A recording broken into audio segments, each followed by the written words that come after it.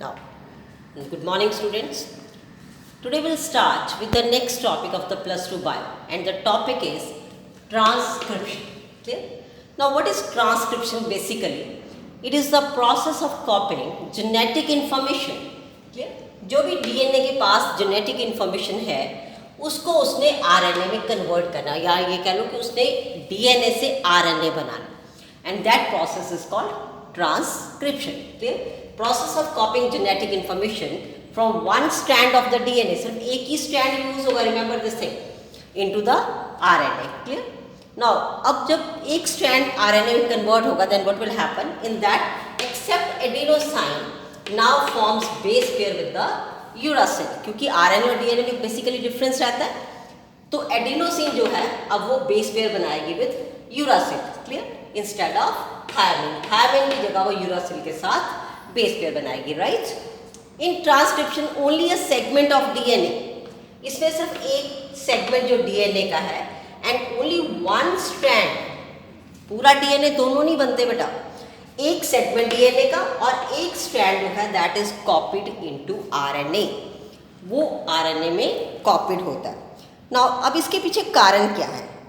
If both strands act as a template, अगर दोनों ही strands template का काम करेंगे, then they would code for RNA molecule with different sequences.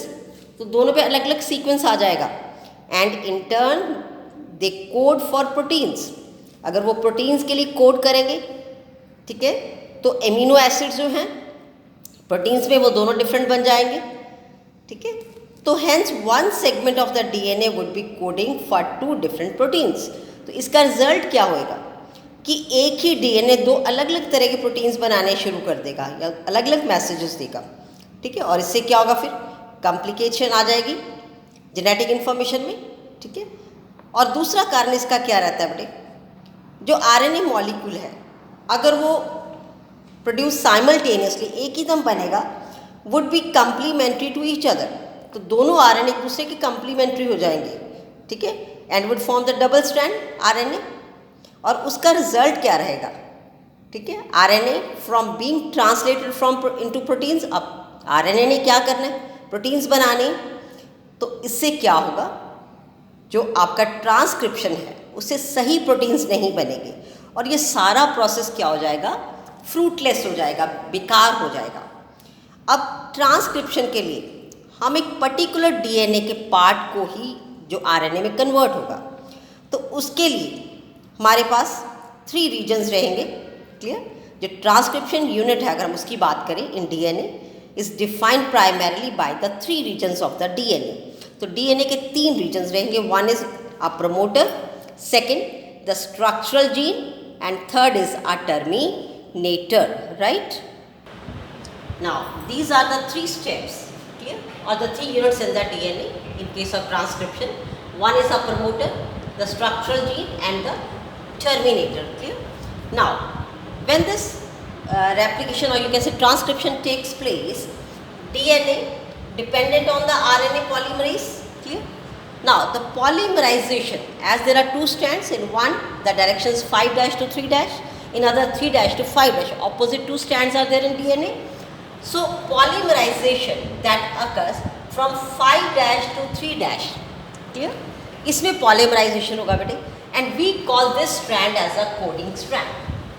अब जो दूसरी opposite direction है 3' to 5', that act as a template. Clear?